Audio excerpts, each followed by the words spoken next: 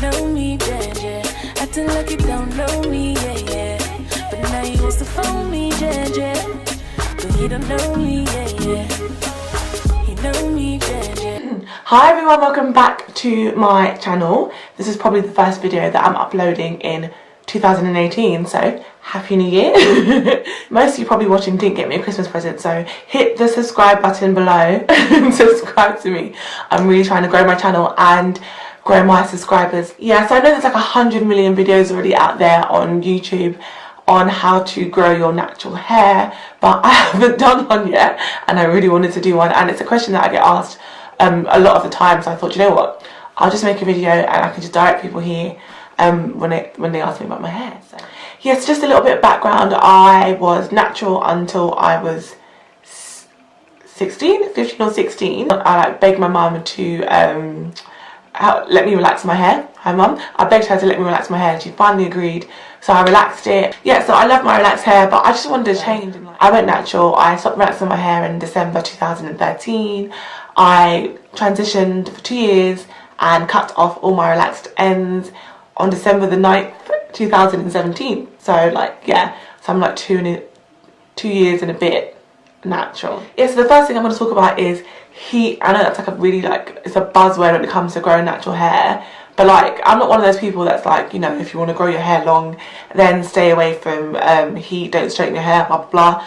No, if you want to straighten your hair, babes, straighten your hair, but don't take the mick. If you're straightening your hair every single day, chances are your hair's going to get heat damaged and you're not going to retain length, or not retain as much length as you want to. And that's another thing, people always confuse like growing your hair and retaining length. Like everyone's hair grows, like nothing is going to make your hair grow faster. Everyone's hair grows at a particular speed, like it's, you know, down to genetics mainly.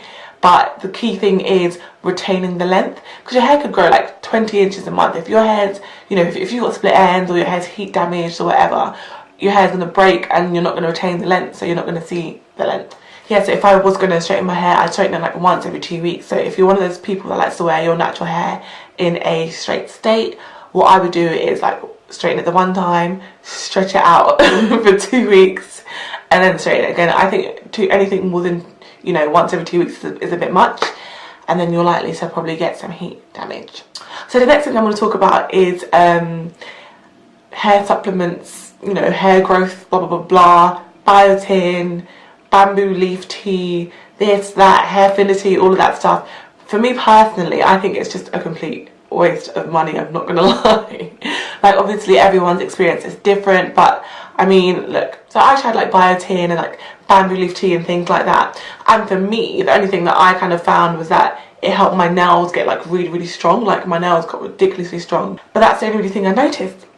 As far as my hair, I don't really notice a difference. Like I mean, maybe it's just me. There are like stories on YouTube about how biotin helped them grow the hair, blah blah blah, or how hairfinity helped them grow the hair, but like for me personally, I didn't see much difference. And like one thing I would say is that if you are going to use these supplements and you do want to experiment and test them out and see, you know, see if they work for you, don't rely on that solely to help you grow your hair and retain length. I think you have to obviously like be looking after your hair as well and do other things to your hair to make sure it's in a healthy condition. The next thing is protective style. Yeah, so a protective style is generally anything that like sort of protects your hair, in that it keeps your hair away, like, you know, it gives your hair a break, I should say. So yeah, buns are my favourite. I love doing buns. Wigs, I love my wigs just because they're so versatile. Like, and again, like I mentioned before, I don't really like putting that much heat on my hair. Braids, I haven't done braids in years, but I actually will do braids soon. Twists, things like that. They're all things that help keep your hair away, keep your hair protected, and just to give it a break. And I think, you know, you can do all of this stuff to your hair, but if you're constantly manipulating your hair and constantly playing with it and brushing it and doing all these kind of things, like chances are you're going to see some breakage, or if not breakage, you're not going to retain as much length as you'd want. So it's always good to give your hair a break once in a while, and protective styles are my go-to for when I think my hair's getting a bit dry, or if I think I've, you know, been manipulating it too much. I hope I'm not going too fast. I really don't want to make like a long-winded video. I'm just sort of coming to you with things I can think of off the top of my head that I know helped me grow my natural hair. My hair, when it's straightened now, comes up to like, I don't know, I would say bra strap length. if not a bit longer than bra strap length. When my hair was still like in its relaxed state, and I cut off all my relaxed ends, it was sort of, I don't know, sort of like here, and it's now like here. So that's pretty good if you ask me. I think I've kind of attained quite a lot of length. Yeah, so yeah, and I think protective styles really help me. The next thing I'm going to talk about is trimming your hair. This is going to be like really short and sweet because I mean, I hate scissors, I hate cutting my hair, I hate seeing my length go, but you don't need to. I've seen so many videos and like so many little things out there on the internet saying, oh, trim your hair once a month, once every 2 months, once every 3 months if you want it to grow. No, that is incorrect. So people's hair typically grows like ½ an inch a month. So if you're cutting your hair like once every month or once every 2 months and it's ½ an inch there, an inch there, ½ an inch there, you're not going to see any length. Like, you're not going to see the length that you've retained because you're snipping away at your hair. It's not necessary. Like, trim your hair when your hair needs to be trimmed. What I do is I do the search and destroy method when it comes to trimming my hair.